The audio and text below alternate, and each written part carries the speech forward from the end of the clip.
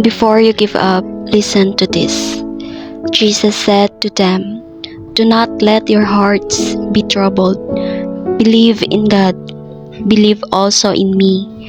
For in the moments when fear takes over, when doubts begin to whisper louder than faith, He reminds us, I am the way, the truth, and the life, not just in times of peace, but especially in your confusion, not just when life is easy, but even when everything feels like it's falling apart.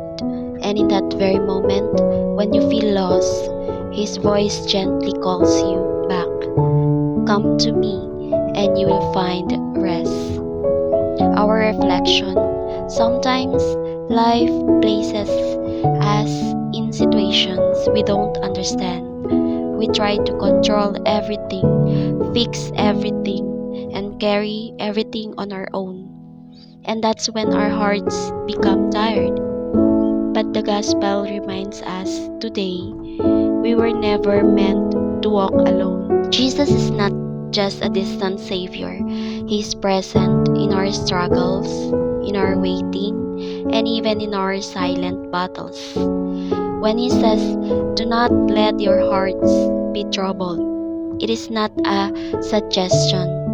It is an invitation to trust Him fully, even when the path is unclear, even when the answer is not yet given, even when your prayers seem unanswered. He is still the way.